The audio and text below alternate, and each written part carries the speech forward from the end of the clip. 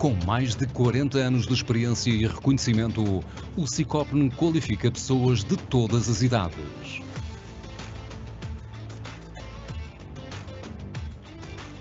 Este centro de formação ajuda-te a colocar mãos à obra para seguires a via profissional num ambiente de excelência, moderno, atrativo e acolhedor.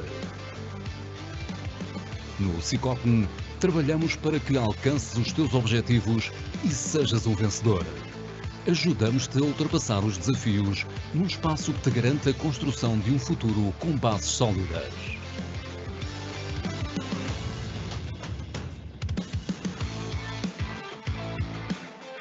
Com os olhos voltados para o futuro e com uma forte aposta na inovação pedagógica, temos a solução para uma formação de sucesso que te ajudará a crescer. Vem estudar e aprender num local onde todos, colaboradores e formadores, trabalhamos para o teu sucesso.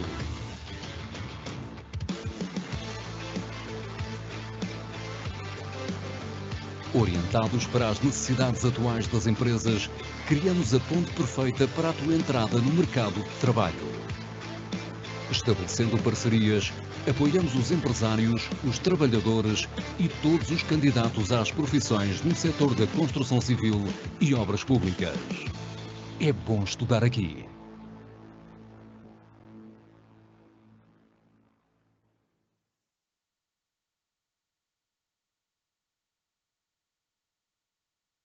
Olá a todos, é com enorme prazer que damos as boas-vindas ao ciclo 2024 de webinários do Sicopn, quinta às 5.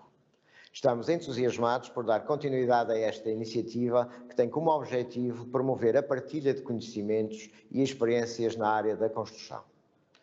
Neste ciclo, iremos abordar uma variedade de temas relevantes e atuais, trazendo especialistas e profissionais reconhecidos para partilhar as suas perspectivas e conhecimentos. Temas como sustentabilidade, inovação, segurança no trabalho e novas tecnologias serão alguns dos pontos em destaque. Acreditamos que o conhecimento é uma ferramenta poderosa capaz de impulsionar a evolução e o desenvolvimento na construção. Por isso, convidamos todos os interessados a juntarem-se a nós nesta jornada de aprendizagem e networking.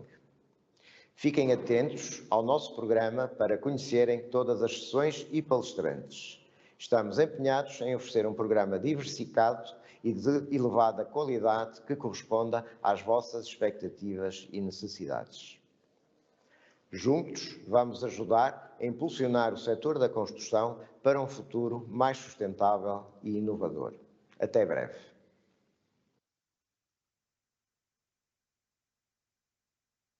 Boa tarde, chamo-me Cláudia Pinto e começo por vos agradecer a vossa presença. Eu e o meu colega Filipe Castro esperamos poder partilhar convosco alguma da nossa experiência em formação profissional e também partilhar convosco aquilo que é a nossa perspectiva da evolução e do momento da formação profissional. Eu vou passar a palavra ao meu colega para falar sobre os objetivos mais concretos da nossa apresentação. Olá, boa tarde a todos. Agradeço a vossa presença. Nós hoje temos como objetivo, neste webinar, refletir sobre os modelos de organização das ações de formação atuais e sobre o nosso ponto de vista de como é que elas devem ser, devem evoluir e focar um ponto que é abordar como é que a avaliação deve estar ajustada à aquisição de competências, em particular num modelo híbrido de aprendizagem. Tendo em conta estes dois objetivos, apresentar um bocadinho como é que é o modelo, o nosso modelo de trabalho. Nós partimos sempre desta questão, problema, que é como promover o talento na formação profissional. E quando nós falamos aqui do talento, logicamente que a formação profissional serve o propósito de formar, o formando, mas para formar com qualidade esse formando, nós temos que olhar para todo o potencial humano que está na cadeia até chegar a esse formando. Logicamente, desde o formador ao coordenador, departamentos, e lideranças. Neste caso é muito importante, e mais agora, houve um aumento significativo desta preocupação com o Covid, fruto das circunstâncias, mas hoje é importante perceber como é que a visão da liderança afeta claramente o processo formativo depois na base. E é importante termos esta capacidade de olhar para o que é que a entidade como um todo olha para o seu processo formativo, como é que se posiciona e aonde é que quer chegar. Para isto, e só assim é que conseguimos planear um desenvolvimento profissional das equipas ajustado a essa visão, a essa evolução que as instituições pretendem, o rumo que pretendem tomar, e acompanhar todo este desenvolvimento das equipas e das dinâmicas evolutivas através de um processo de monitorização constante, de forma a, na tentativa e erro dos processos, poder ir sempre melhorando a capacidade de resposta dessas instituições. Só um pequeno à parte relativamente à monitorização, porque muitas vezes centramos o discurso destas novas formas de comunicar e de informação, por exemplo, agora fala-se muito em inteligência artificial, e muitas vezes não fazemos uma reflexão crítica sobre como é que essas ferramentas podem melhorar a qualidade e a eficiência do processo formativo para levar à personalização da aprendizagem no formando, ajudando o bem-estar do formador na execução dessas tarefas. Tudo isto, quando falamos em formação profissional, é porque existem empresas e existem locais para esses formandos trabalharem, e se calhar é importante começar toda esta reflexão sobre como é que as empresas olham neste momento para o processo de formação. Bom, eu vou abordar um bocadinho daquilo que é a nossa perspectiva sobre a perspectiva das empresas. Empresas que estão num mundo muito peculiar, não é? Nós vivemos uma época muito disruptiva em inúmeros campos daquilo que é a nossa vida na comunidade. Temos um mundo ansioso, temos um mundo incompreensível muitas vezes, frágil também, aquilo que os sociólogos chamam de bunny, da sigla inglesa. Neste mundo atual, com toda a sua complexidade, como é que as empresas se posicionam para fazerem o seu trabalho, os seus planos estratégicos, para poderem, enfim, construir o seu caminho? Quais são os desafios que hoje as empresas encontram? Nós estamos num processo de digitalização que foi acelerado com o evento da pandemia. As empresas têm hoje a sua competitividade no mundo que é global, é com certeza um aspecto que as preocupa e que as mantém permanentemente em procura de soluções. A velocidade a que as transações, os processos hoje ocorrem, também colocam imensos entraves e imensas questões e imensas adaptações que as empresas têm que fazer. Nós também temos atualmente uma situação de guerra na Europa e noutros pontos do planeta, tanto as empresas como um todo acabam por ser afetadas por este tipo de eventos e estes conflitos geopolíticos, porque isto altera, por exemplo, o fluxo das matérias-primas. Temos o problema das mudanças climáticas, que causa alterações processuais, obriga a alterações processuais de construção de produtos em inúmeras áreas. E temos a inteligência artificial também, que chegou ao público em geral e que é incontornável a sua utilização. Ora, neste contexto, o que é que as empresas pedem de um trabalhador, qual é o perfil do trabalhador que necessitam para o seu trabalho. E eu começo pela digitalização, porque esse é de facto bastante simples. Os formandos têm que ser dotados de competências digitais para responderem às necessidades de digitalização das empresas. Depois, no caso da competitividade, os formandos vão ter que serem capazes de ter pensamento crítico, vão ter que ser capazes de ter capacidade de adaptação, têm que ter capacidade de resolução de problemas, têm que ter capacidade de comunicar. Tudo isto elenca na necessidade de processos para a competitividade das empresas. Também, se nós falarmos, por exemplo, da questão da velocidade a que os processos ocorrem, os formandos têm que ter claramente formação em gestão de tempo, em organização, e tudo isto são competências necessárias às empresas. Quando falamos da inteligência artificial, temos que potenciar aquilo que de mais importante tem a pessoa, que é a sua criatividade e a sua capacidade de inovar. E em cima disto tudo existe aquilo que é responsabilidade social, ética profissional, são tudo aspectos do perfil do trabalhador que a empresa pode necessitar. Portanto, a pergunta que se põe a seguir: será que o modelo de formação responde às necessidades do perfil do trabalhador? É uma boa pergunta, Cláudia, e esta é a pergunta que muitos líderes das entidades formadoras fazem hoje.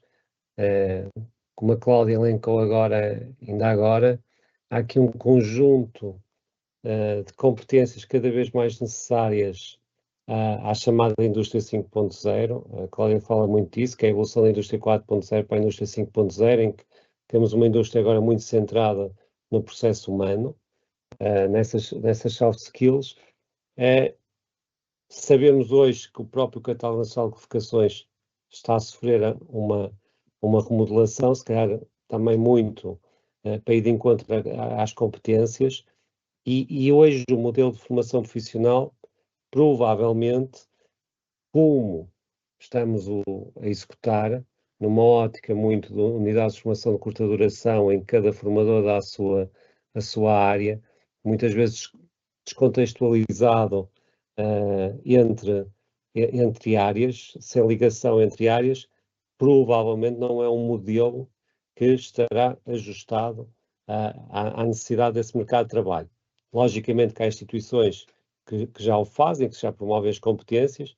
Muitas vezes sabemos que há instituições que trabalham por ilhas, já há ali um conjunto de formadores que consegue potenciar numa determinada área esse conjunto de competências, mas o modelo como um todo nas instituições está pensado ou está ajustado a esta evolução.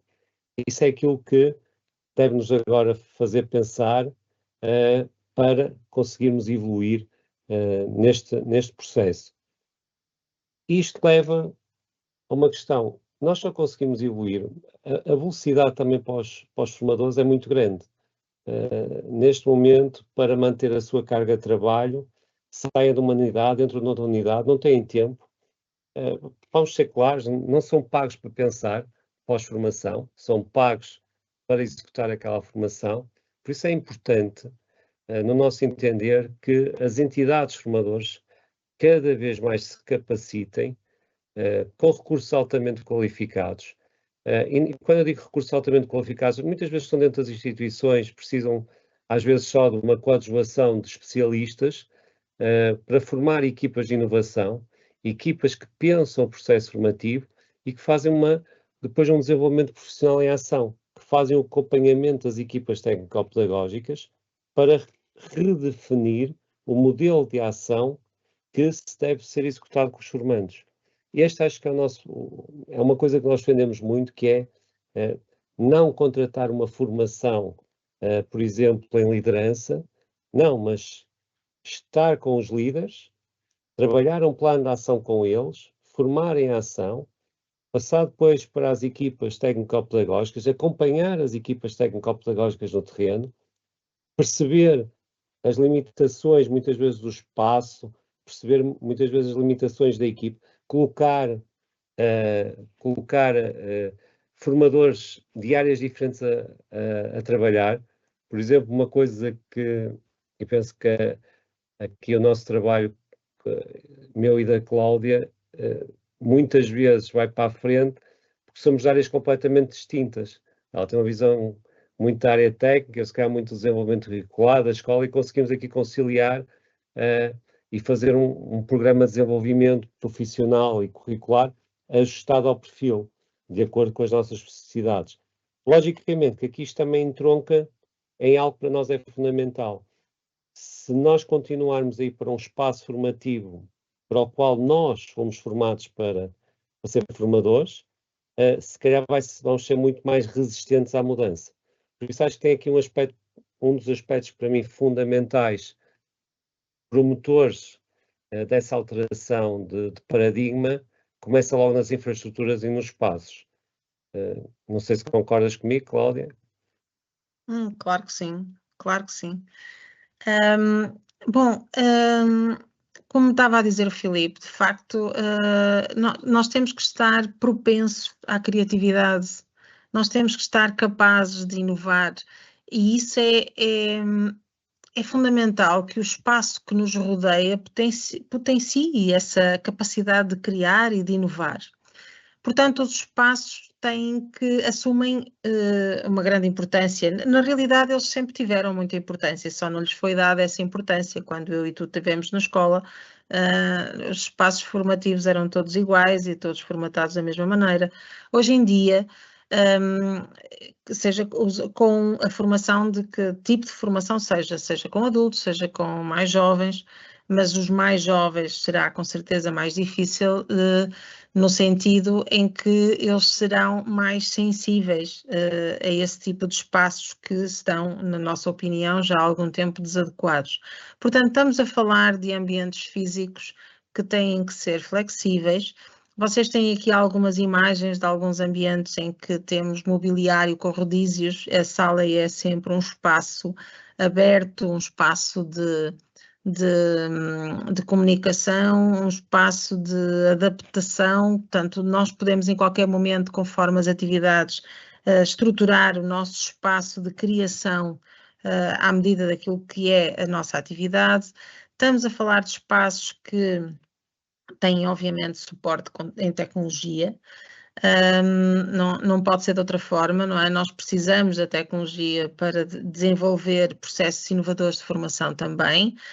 No meu caso, na área técnica, hoje é extremamente importante termos espaços de formação altamente equipados com tudo o que são equipamentos, ferramentas, computadores, tudo aquilo que é necessário, obviamente, mas também algumas tecnologias emergentes. Não basta falar de inteligência artificial, é preciso que os formandos contactem com a inteligência artificial e que a saibam usar e que a saibam usar de forma mais tarde nas empresas a poderem contribuir com esse seu conhecimento para a empresa.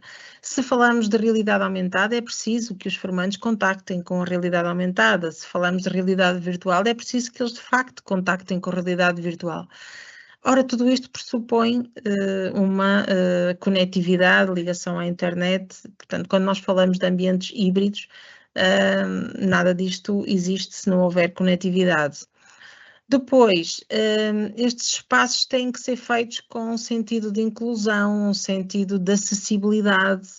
A inclusão aqui também tem um aspecto, uma vertente digital, não é? Porque há pessoas que têm mais acesso a ferramentas digitais do que outras. Depois, são espaços que em si mesmos devem ser espaços de aprendizagem, como por exemplo na utilização eficiente da iluminação, a utilização de caixilharias que tenham considerações térmicas e de aproveitamento energético, tintas que sejam sustentáveis em termos ambientais. Temos imensos aspectos que podem ser trabalhados, a iluminação, a utilização da domótica, enfim. Tudo isto tem que ser depois em tronco. Estes espaços são construídos para permitirem uma adaptabilidade às áreas de intervenção e a toda a ação formativa que vai ser realizada. Portanto, são espaços dinâmicos que têm que sustentar estes novos processos de formação. Ora, as diferentes entidades envolvidas estão realmente prontas para adotar modelos de formação que são inovadores, e aqui parece-nos, daquilo que é a nossa experiência, que é absolutamente estruturante a redefinição das equipas técnico-pedagógicas, em que, e o meu colega já falou sobre isso, em que devemos integrar quadros altamente especializados com possíveis parcerias com empresas, que é também um aspecto muito interessante, trazer as empresas, por exemplo, imaginem, instala-se uma máquina que é uma máquina específica de manufatura, em que interessa formar, porque existe esta comunicação com a comunidade empresarial. E a comunidade empresarial pode dar resposta ajudando a fazer a formação com esse equipamento em específico, porque é tão específico que às vezes não é simples encontrar alguém que faça essa formação. Portanto, as equipas devem ser multidisciplinares, devem ser possivelmente com parcerias empresariais e no estrito, eu estava a usar o termo inglês, mas vamos usar o termo português, vamos na perseguição estrita daquilo que é o talento na formação profissional. É assim que se consegue construir essa equipa e no objetivo de termos ritmos diferenciados de aprendizagem, de perfis completamente individuais, com um aspecto extremamente importante, um foco muito grande naquilo que é a qualidade e um foco muito grande naquilo que é a prova da identidade. O meu colega vai falar mais sobre isto, que é um aspecto fundamental naquilo que se passará daqui para a frente em termos da formação, por tudo o que nós já falamos, pelo advento da inteligência artificial, pela capacidade de comunicar, portanto, o processo da qualidade da formação que as entidades vão ter que acautelar, sendo que a formação técnica pode ser claramente construída com base em guiões de aprendizagem personalizados e depois, cada um deles ajustados à saída profissional, e depois a formação como um todo feita então com estas equipas multidisciplinares. Filipe? Sim, Cláudia acabou de falar de um aspecto que para nós é fundamental, que é, e já estamos a centrar naquele modelo que é o modelo que nós mais defendemos agora, que é o modelo de formação híbrida, e tem a ver com esta característica, que é a flexibilidade, e aqui nós fazemos esta pergunta: será que as entidades são flexíveis o suficiente para se envolver nestes modelos de formação? Nós muitas vezes, ao falar com diferentes entidades e ouvir as entidades, falamos: temos um modelo de formação presencial, temos um modelo de formação à distância, temos uma oferta presencial, uma oferta à distância. E hoje nós temos medidas formais, temos uma legislação que o permite, nós podemos ter ambientes de aprendizagem híbridos, e é isto que nós defendemos. A Cláudia falou de uma coisa que é essencial, que é a prova de identidade. O processo, e eu vou falar já a seguir do processo avaliativo, hoje nós temos que ter a percepção clara de quem temos à frente. Nem só o processo presencial é promotor, nos tempos atuais, da qualidade da formação, até porque muitas vezes nós perdemos talento nesse processo longo, presencial, com um ritmo constante em que todos aprendem o que o colega está a olhar para o lado, não personalizando. Como a distância por si só não é solução, pelo contrário, até pode ser promotor da falta de qualidade se não houver uma validação clara da identidade do formando e do processo, da sua construção, do seu processo formativo.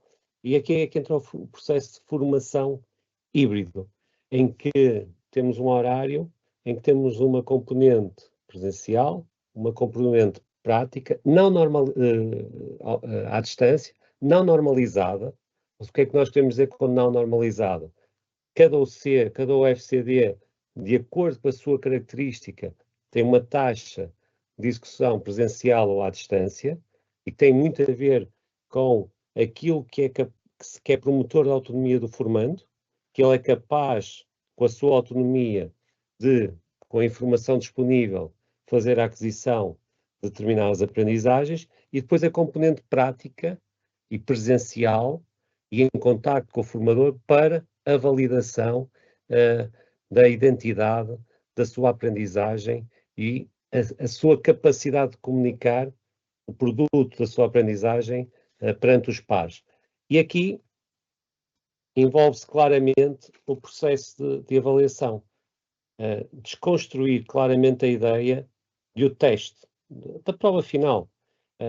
Está mais do que... e isso é uma... As pessoas falam em preocupação e falam em desafio. Hoje avaliar por um teste não é garantia cada vez menos da qualidade do trabalho daquele formando. Seja numa ótica de prova de identidade, seja mesmo na capacidade dele transmitir um determinado saber.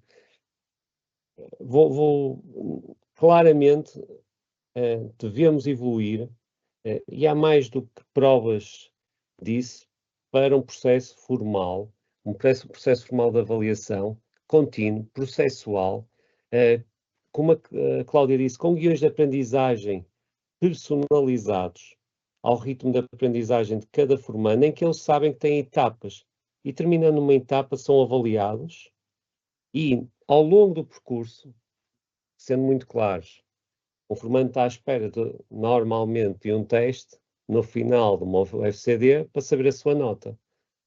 Será que não é mais promotor do sucesso e de envolvência do formando no processo se ele souber que, por exemplo, passado 12 horas já tem atingido 6 valores, 9, perceber o seu ritmo de aprendizagem, onde é que está, o que é que pode atingir, com uma valorização do seu processo de aprendizagem, saber que se atinge um determinado patamar vai ter desafios mais complexos, mais ajustados, se calhar à sua necessidade e ao seu progresso, bem como dá-nos também a oportunidade, e como a Cláudia disse, de personalizar e de poder trazer aqueles com mais dificuldades e colocarmos nós, como formadores, o foco nesses, mas com dados concretos, sabendo exatamente onde é que está a lacuna da sua aprendizagem e podendo dar soluções. Promovendo também aqui uma coisa que é importante, que a Cláudia disse, que a indústria hoje fala. Nós temos essa experiência dos testes que temos feito nas diferentes modalidades de formação, que é o processo de mentoria do formando que atinge um determinado patamar mais rápido que o outro. E aqui nós podemos estar a ser promotores dessa capacidade de comunicação, e é uma característica interessante, é que aprendermos um conceito é completamente diferente de ensinar um conceito. Podemos, em prática ativa, colocar um formando numa ótica de mentoria a um colega, ajudá-lo a atingir um objetivo, porque o objetivo é comum aos dois, é também uma das competências que hoje são fundamentais para este mercado de trabalho. Em resumo, relativamente ao processo de avaliação, porque é muito importante para nós, e tem aqui a ver com a prova de identidade. Este modelo de formação híbrida, logicamente, contextualizado à estrutura, e que não há a pergunta que nos fazem é qual é que é o horário, como é que se organizam as UCs. Logicamente que isto tem que ser trabalhado, existem vários modelos de implementação de formação híbrida, mas aqui o foco é o formando saber que quando está numa modalidade presencial, está em contacto com o formador, está a ser claramente avaliado. Ou seja, está em processo avaliativo. Todo o outro espaço, o espaço síncrono, à distância ou assíncrono, é um processo de aquisição ao seu ritmo de aprendizagem. E isto aqui é estruturante, associado depois ao espaço onde ele executa a ação, para ele desenvolver o seu processo formativo. Posto isto, Cláudia, o que é que me tens a dizer sobre neste processo do potencial e da promoção do potencial humano? Pois é, vamos repetir esta pergunta. Promove de facto o potencial humano ou apenas transfere um conjunto de aprendizagens? Ora bem, a formação profissional é já reconhecida pelas empresas como sendo algo de valor. As empresas sabem que os formandos que chegam através da formação profissional, os quadros intermédios, muitas das vezes são quadros que vêm de cursos técnicos e que trazem valor prático, valor da ação. E, portanto, a formação profissional é importante nessa passagem de competências técnicas que têm que existir. Mas a pergunta remete para uma outra coisa. O formando no final tem valor porque teve um número, uma média final, ou o formando tem valor, a pessoa tem valor e tem, por exemplo, capacidade de integrar um campeonato das profissões? Já agora deixem-me só dar-vos aqui uma nota sobre o campeonato das profissões, porque estamos a falar de um evento que de resto chamava-se Olimpíadas das Profissões, e onde estão onde chegam os formandos com um nível técnico muito exigente e um nível comportamental também muito exigente. Portanto, o que eu pergunto é se o valor do curso em si, no final, a média, se quiserem chamar, é exatamente a mesma coisa de chegar a um nível comportamental e técnico de alguém que chega ao campeonato das profissões. É um número que falamos ou é de realização profissional da pessoa? Estamos a preparar os formandos para competências científicas, técnicas e sociais ou só para a parte técnica? Esta é uma reflexão que todos devemos fazer, mas hoje em dia, mais do que nunca, temos que fazer uma reflexão muito mais cuidada, dado o contexto em que as pessoas vão estar integradas em termos de mercado de trabalho. Porque, como dissemos no início, é um mercado que é volátil, é um mercado que está em grande alteração e, portanto, aquilo que é fundamental é que a formação prepare as pessoas para o seu percurso, seja ele qual for. Talento, Filipe? Podes continuar? Sim, mesmo em conclusão, e depois estamos disponíveis para as vossas dúvidas e trocar opiniões com quem assim entender. Mesmo em género de conclusão, isto de formar o talento não envolve só o formador, tem que envolver, como nós tentamos transmitir, toda a estrutura, desde a liderança às equipas intermédias, haver uma visão comum para a promoção desse talento.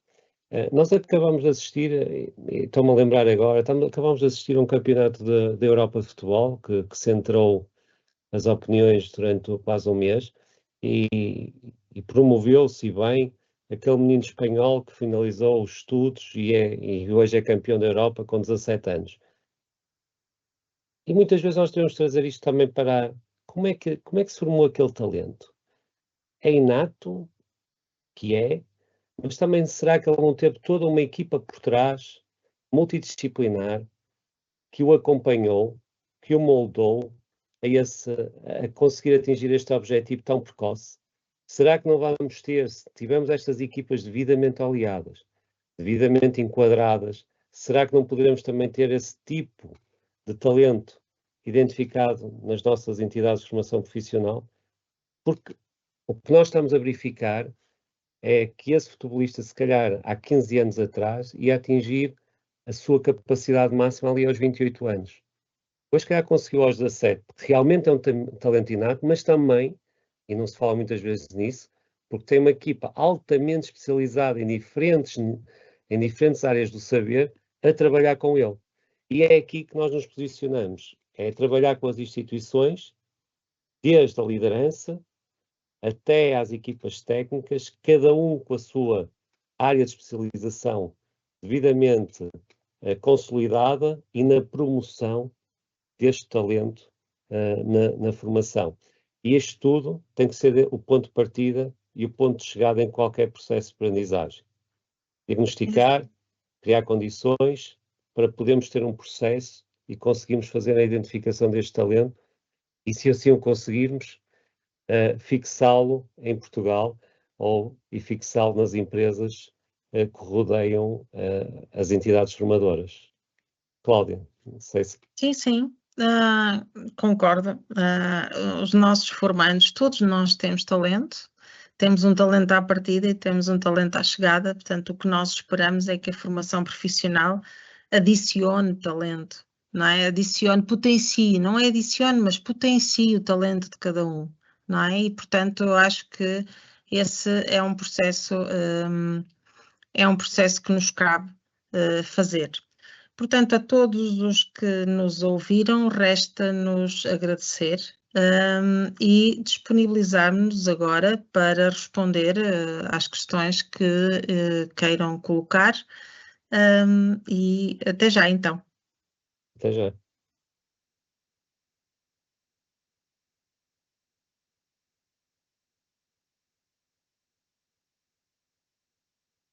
Muito boa tarde a todos. Obrigada mais uma vez por estarem connosco nesta nossa edição do Quinta às 5. Obrigada aqui à Cláudia e ao Filipe por nos virem falar sobre este tema muito disruptivo e que vai mexer aqui com muitas coisas e acho que são as pessoas indicadas para responder já aqui algumas questões que estão a ser colocadas e se calhar passávamos já a responder aqui à primeira questão, que se calhar ia fazê-la ao Filipe. Filipe, podes explicar melhor como é que funciona o sistema de avaliação sem testes? Sim, uma boa pergunta. Aquilo que nós promovemos neste tipo de unidades de formação de curta duração é partir a unidade de formação em 4 ou 5 momentos de avaliação formal, através da definição de tarefas que, com rúbricas bem definidas, vamos avaliando o processo de aprendizagem. Como é que isto funciona? Imaginem que temos 7 sessões definidas para uma determinada UFCD, 5 delas, ou 4 delas, têm então esse momento formal de avaliação que reflete o trabalho que ele executa naquele espaço temporal. Aí, podemos avaliar também através de questionários, e uma avaliação formal, um pequeno questionário, mas acima de tudo sobre a sua capacidade de comunicar aquele conteúdo que efetuou, guiões de aprendizagem estruturados para o desenvolvimento de um projeto, questões de oralidade colocadas pelos formadores num determinado momento, ações que vamos executar em termos práticos e onde temos um conjunto de rúbricas de avaliação em que validamos a evolução do aluno relativamente àquela ação prática. Ou seja, acima de tudo está sendo num processo, uma avaliação contínua num processo e transmitir ao formando uma coisa. Hoje a sociedade anda muito rápida e também quer um efeito imediato. E aquilo que nós queremos promover no formando não é que não façamos já, mas a percepção do formando é que só é avaliado no final. Se ele souber, passado suas 2 sessões, já tem 6 valores acumulados em 20, passado outra sessão já tem 9, chega ao meio do percurso já tem 15, ele próprio automotiva-se para atingir ainda um patamar superior. Isso é outro aspecto também que queremos reforçar, é que a avaliação não é um fim, mas é um princípio. Este processo também estimula no formando o querer ir mais além e ele deve ser também beneficiado por essa atividade proativa, através, por exemplo, da promoção num melhor estágio, numa empresa ajustada à sua ambição e à sua qualidade. Programas Erasmus, ele já saber que vai ser selecionado porque atingiu um conjunto de objetivos de excelência, ou seja, trabalhar também aqui um conjunto de outras variáveis que promovam o sucesso e a qualidade e o talento desses formandos. Outra vantagem deste processo, no nosso entender, é que aqueles que têm mais dificuldades e um ritmo mais lento de aprendizagem podem revisitar esse guião ou essa avaliação que ficou para trás, fazendo um trabalho mais autónomo, logicamente mediado pelo formador, para também atingir esse nível ao seu tempo.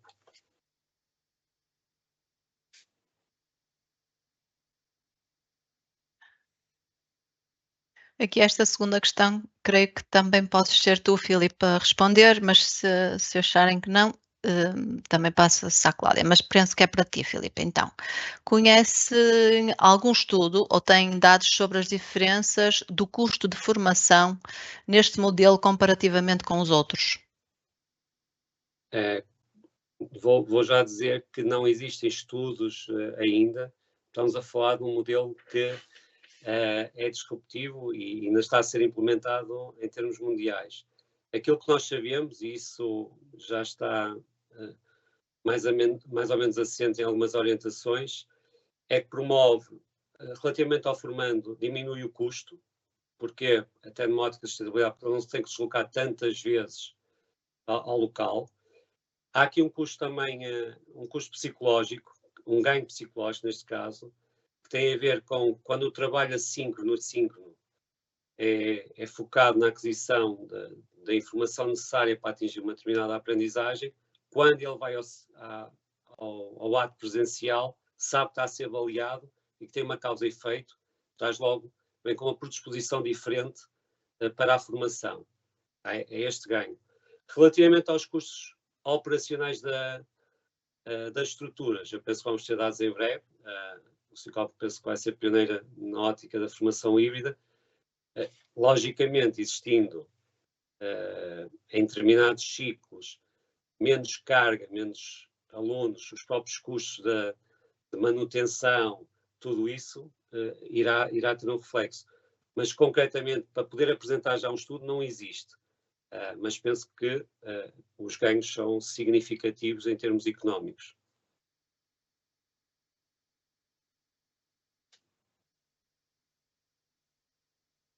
Aqui a terceira questão, Cláudia, vou passá-la para ti.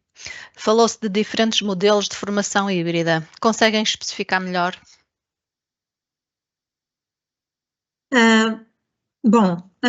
Relativamente aos modelos de formação híbrida, quando se abordou essa questão, está muito relacionada com aquilo que será a dinâmica dentro das estruturas, ou seja, quando nós estamos a falar de uma formação híbrida, podemos pensá-la numa ótica de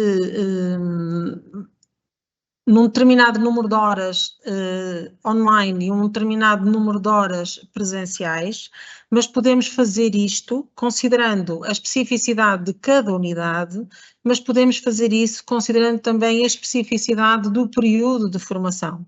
Quer isto dizer o quê?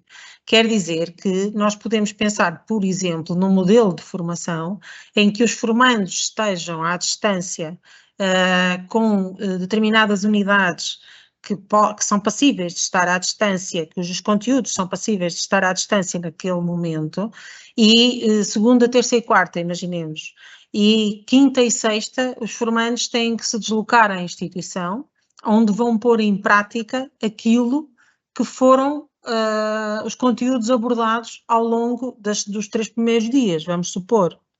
Há outros modelos em que os formandos são trabalhados ao longo de um período mais longo e depois estão, por exemplo, 2 semanas ou 3 em conjunto a fazer a validação de tudo aquilo, a tal prova de identidade, de tudo aquilo que foi abordado nos períodos em que tiveram assíncronos. Há um aspecto que o meu colega frisou e que eu acho da maior importância, é que cada uma das unidades é pensada por si, ou seja, há unidades que eu posso ter um peso de formação à distância consideravelmente diferente de outras. Há unidades que têm que ser forçosamente mais presenciais, há unidades que serão tendencialmente à distância. Os modelos serão construídos de acordo com a própria estrutura, a especificidade do perfil, dos candidatos, dos formandos em causa. Portanto, serão diferentes filosofias para serem implementadas, sim. Espero ter correspondido. Aqui, relativamente a outra questão, acho que vai ser para ti, Filipe. Como é que é efetuada a avaliação da eficácia da formação? Excelente pergunta. Assenta um modelo de formação híbrida tem que estar também em conjunto um processo de monitorização contínua da implementação do modelo e do processo de avaliação. Um aspecto, eu vou fazer só aqui uma à parte, que tem a ver com a questão dos horários e a questão da carga que a minha colega falou, é que não podemos excluir ninguém destes processos de formação, por não ter condições em casa para aceder à formação. Ou seja, isto quer dizer que a instituição, mesmo que a sessão seja online, tem que ter a capacidade de receber alunos para estarem à distância dentro da instituição, ou seja, terem um espaço próprio para eles. Relativamente ao processo de monitorização, para ser implementado tem que haver um acompanhamento das equipas técnico-pedagógicas, uma monitorização através da plataforma da avaliação processual dos alunos, olhar para os guiões e verificar o grau de implementação, as estratégias e as tarefas, ir avaliando com a equipa formativa e com a equipa técnico-pedagógica a sua efetividade, associar, e aqui um processo de monitorização que acho que a formação híbrida traz na ligação com as empresas, fazer o processo de monitorização da implementação e formação em contexto de trabalho daquilo que está a ser executado nas diferentes unidades de formação, ou seja, está implementado e está intrínseco ao modelo híbrido, para ele realmente funcionar, um processo de monitorização desde quem gera a formação, os departamentos técnicos, à equipa técnico-pedagógica, momentos de autorregulação dos próprios formandos, relativamente àquilo que estão a adquirir, e depois, extremamente importante, o resultado dessa monitorização, um desenvolvimento profissional de proximidade. Haver uma equipa de inovação nas instituições que promovam um desenvolvimento contínuo, profissional, para aferir e melhorar o processo de avaliação das ações.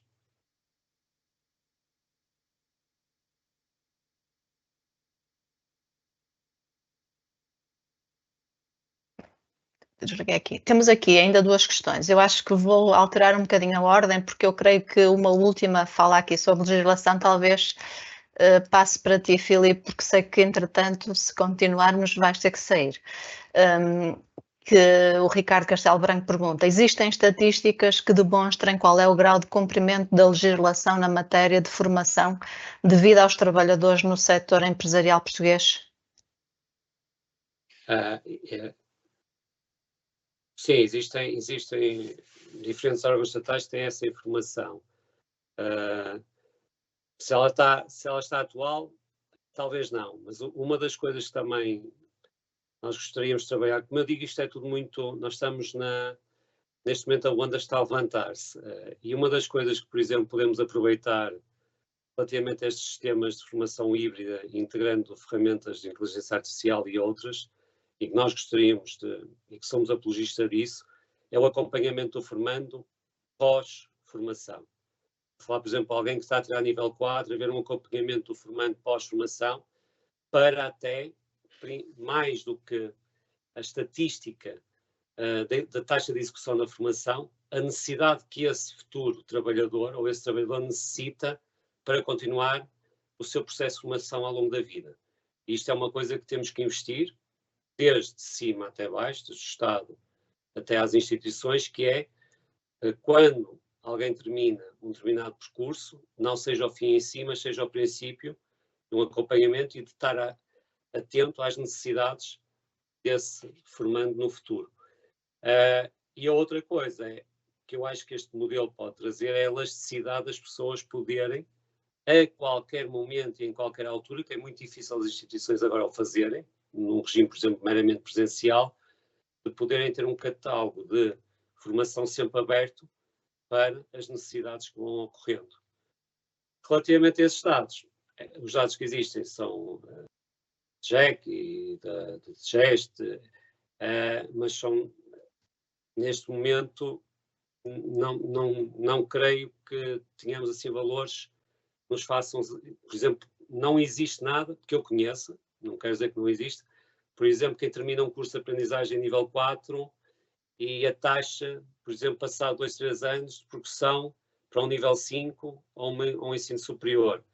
A identificação de necessidades pós finalizarem um curso, não conheço e acho que era importante perceber, passado um ano, quais são as necessidades de formação para continuar a sua formação contínua.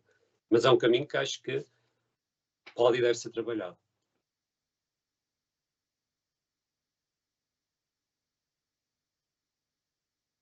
Vou então agora colocar uma questão à Cláudia, que é o António Faria, que pergunta: em todos os processos de formação existirão sempre avaliações, seja por testes, pelo formador ou pelas tarefas executadas. O que poderá ou deverá estar em causa é o peso dado a cada uma delas, que atualmente é centrado nos resultados dos testes? Bom, e eu concordo inteiramente.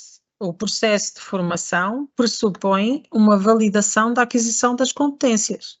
E isso é fundamental para todo o processo, não é? Agora, aquilo que nós preconizamos é que o processo de formação não seja apenas e só avaliado com um teste, que é muitas das vezes isso que acontece. E ao fazermos esse tipo de avaliação, o que nós estamos a fazer é basicamente validar a competência de memorizar, para depois esquecer. Aquilo que se pretende é que o processo de avaliação seja um processo continuado, que seja um processo muito assente nas tais tarefas, na validação e no feedback contínuo, na construção das competências de acordo com as dificuldades ou as facilidades de cada um dos formandos, para os ajudar a conseguir, a superarem-se de alguma forma e a conseguirem uma melhor performance no final. Agora, concordo totalmente que o processo de formação obriga sempre a uma avaliação.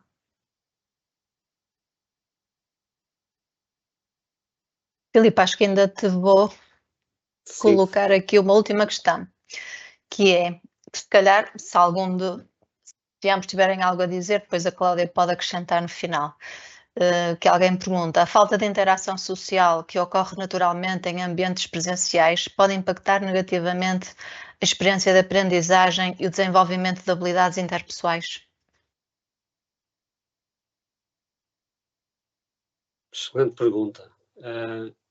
Uma das coisas que é o meu trabalho é o desenvolvimento curricular e a trabalhar a área do perfil dos formandos e dos alunos. E uma das coisas que nós pretendemos com o modelo híbrido é exatamente esse, é aumentar a relação interpessoal. O que é que nós queremos dizer? Que parece contrassenso, mas não é. O que é que nós temos muitas vezes na relação presencial com os formandos? Estamos a debitar um conjunto de conteúdos, estamos a fazer um conjunto de ações técnicas muito centradas na transmissão para cada um deles e não numa dinâmica de interação do grupo e de uma casualidade e efeito. O que é que nós pretendemos?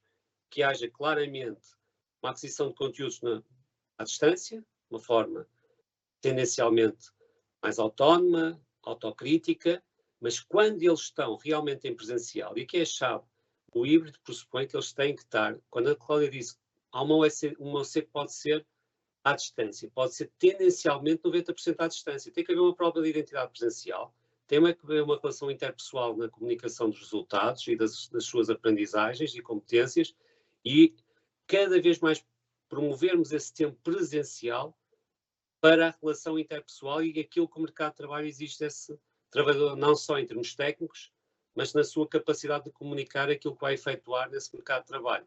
E esse é o nosso pressuposto. Quando vem para presencial, estar centrada toda a estratégia naquilo que o formando faz e executa.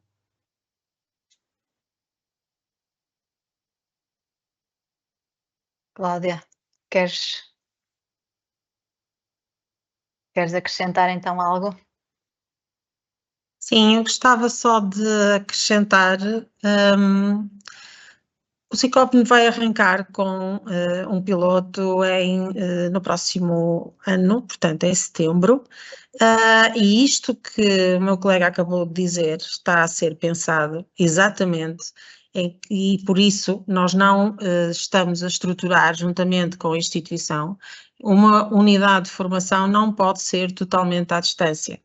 Pela prova de identidade, é verdade, mas também porque nós queremos que existam sempre momentos de interação entre a equipa formativa, entre os formandos, para que não aconteça aquilo que é colocado na questão, que é esse distanciamento.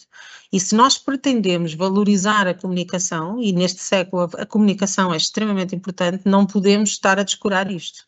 Portanto, o piloto que vai arrancar em setembro também tem em linha de conta a obrigatoriedade de momentos de interação presenciais. E gostava de deixar esta nota aqui, porque me parece bastante importante a questão que foi colocada. Obrigada. Pronto, e não temos realmente mais questões, ninguém colocou mais nenhuma questão, porque entretanto também tivemos que encerrar as perguntas, porque gostamos de cumprir mais ou menos o nosso horário, mas quem tiver alguma questão pode sempre utilizar os meios digitais e fazê-las, e tentaremos sempre de alguma forma responder. Eu não sei, o Filipe creio que vai ter que sair da reunião porque vai entrar já numa outra situação. Se calhar passava-te a palavra, Filipe, a despedir e depois fazemos aqui o fecho mais.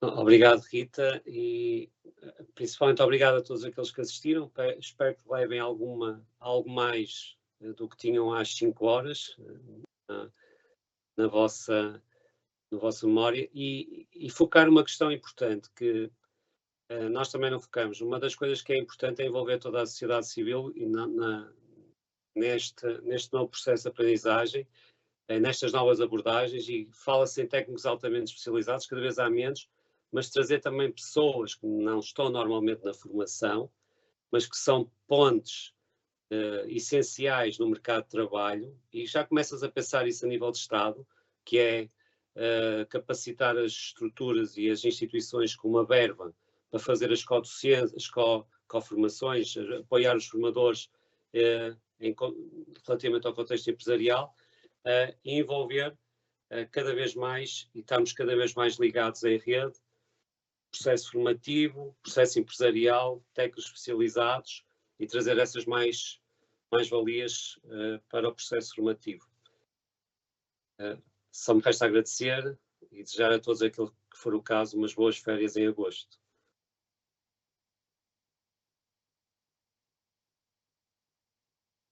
Bom, eu também vou agradecer às pessoas todas que nos ouviram, e vou agradecer também ao Cicopne a oportunidade de podermos partilhar esta experiência e aquilo que está a desenvolver neste momento nesta área.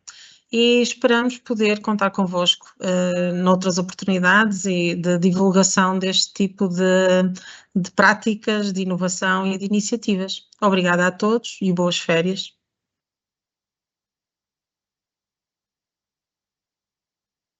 Eu agradeço-vos também em nome do Cicopne, porque realmente isto é uma mudança de paradigma, é importante para os formandos, mas também vai ser muito importante para os formadores. Também há aqui um trabalho que eles terão que fazer e adaptar. Relativamente àquilo que se falou do Cicopne ser pioneiro, o Cicopne está a pensar realmente fazer 2 turmas piloto, uma de condução de obra na área da aprendizagem e um curso de especialização tecnológica, portanto, para adultos. Vamos ver se conseguimos iniciar estas 2 turmas para poder experienciar já esta questão da formação híbrida. Hoje vamos nos despedir do Quinta às 5 até setembro, em princípio em setembro voltaremos, mas eu peço a todos que ainda estão connosco que vão assistindo às nossas redes sociais, no nosso site, vamos sempre colocando a informação atualizada sobre este tema, se calhar ainda iremos também colocar alguma informação. Temos agora, no âmbito de uma medida do emprego mais digital, várias formações gratuitas que podem ajudar nesta questão da digitalização dos empregos das pessoas a vários níveis. Portanto, é uma questão de poderem entrar no nosso site e temos estado também a divulgar nas redes sociais. Resta-me então despedir-me de todos, agradecer a presença e àqueles que nos acompanham já há algum tempo e em setembro estaremos de volta. Muito obrigada a todos, boas férias e até setembro.